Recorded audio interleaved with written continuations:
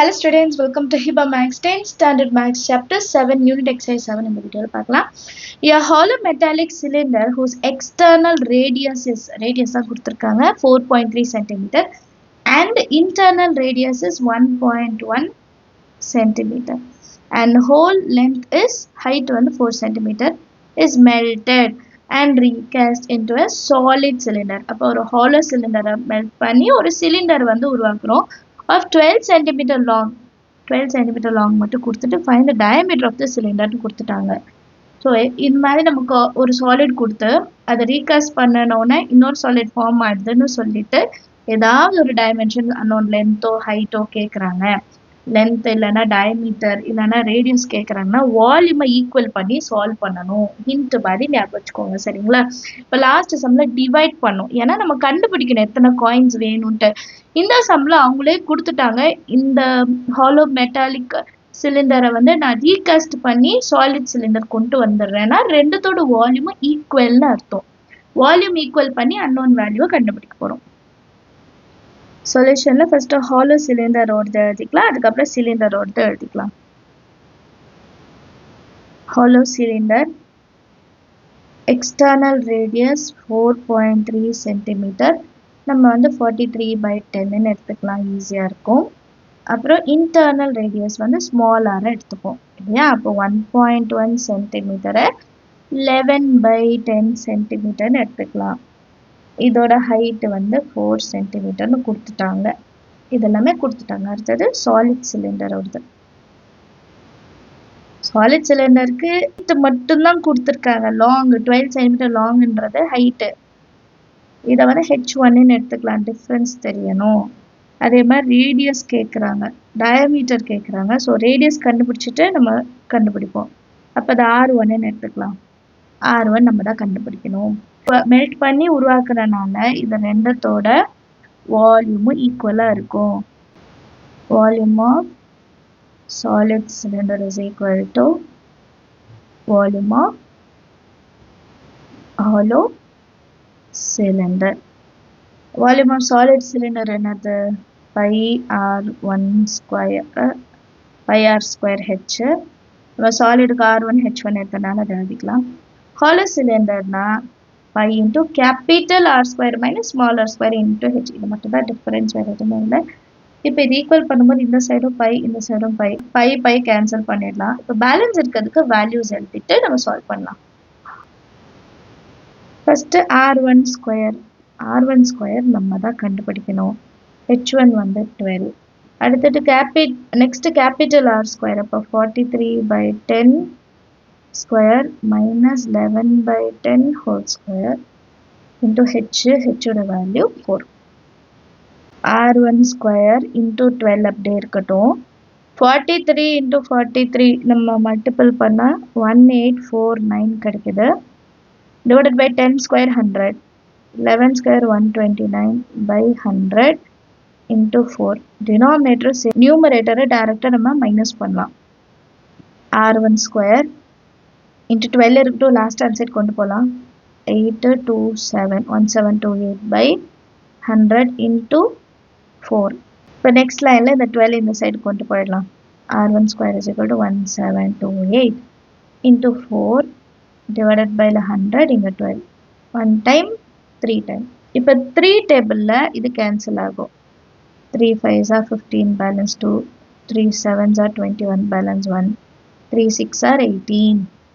அப்போ R1 square is equal to 576/100. Square வந்து inside கொண்டு வரும்போது ஸ்கொயர் ரூட் ஆகிடுமா?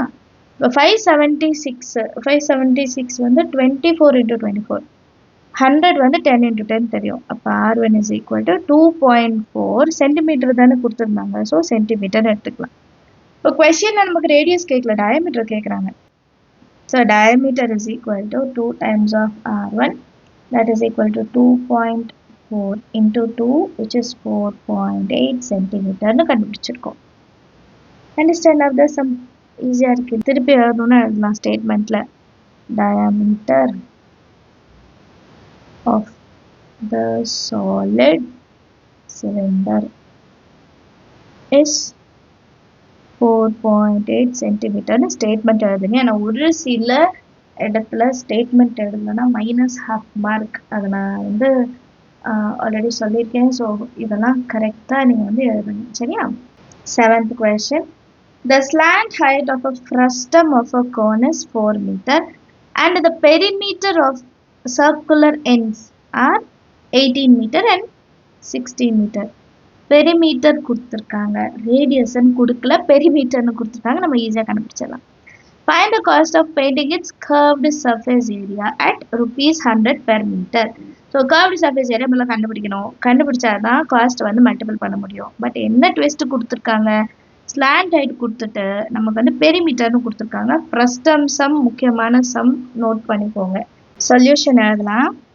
சொல்யூஷனில் டயக்ராம் வரைஞ்சிக்கலாம். ஃப்ரஸ்டமோடது வரைஞ்சிருக்கேன். அவங்க ஸ்லாண்ட் ஹைட் மட்டும்தான் 4 மீட்டர் கொடுத்துருக்காங்க.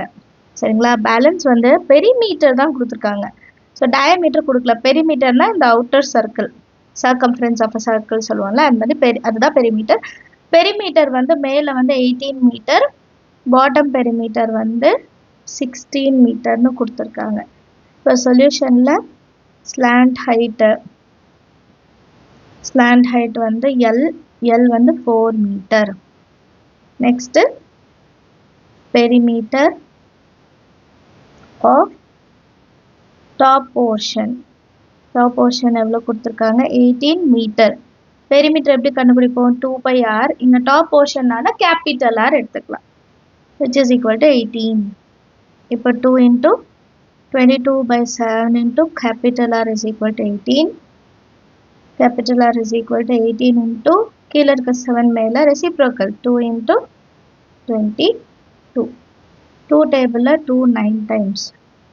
9 7s are 63/22 மீட்டர். இது கேபிட்டல் ஆர். இதே மாதிரி ஸ்மால் ஆர் கண்டுபிடிக்கலாம். Perimeter of bottom portion 16 metre. இந்த 16 மீட்டர் வந்து எப்படி எழுதலாம், 2πr is equal to 16. 2 into 22/7 into r is equal to 16. Small r is equal to 16 into 7/2 into 22.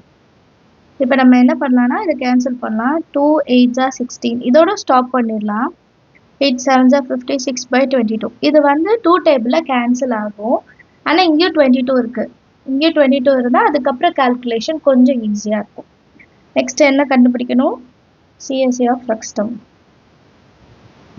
CSC of frustum என்னது, π into capital R plus small r into L square, இங்கே metre இருக்கனால square metre, which is equal to 22/7 into 63/22 plus 56/22 into 4. இப்போ denominator சேமாக இருக்கா, அப்போ நம்ம add பண்ணிக்கலாம் இல்லையா. 22/7 into 63 plus 56 109 119/22 into 4. இப்போ 22 cancel. 7 டேபிளில் 119 cancel ஆகும். 7 1s are 7, balance 49, 7 7s are 49. 17 into 4 68 metre square. இதுதான் நம்ம ஃப்ரஸ்டமோட வேல்யூ. இப்போ அவங்க என்ன கேட்குறாங்கன்னா காஸ்ட் ஆஃப் பெயிண்டிங். நமக்கு 68 ஸ்கொயர் மீட்டர் கிடச்சிருச்சு. இப்போ காஸ்ட் ஆஃப் பெயிண்டிங் எவ்வளோ கண்டுபிடிக்கணும்ல. Cost of painting 1 metre square is equal to ₹100.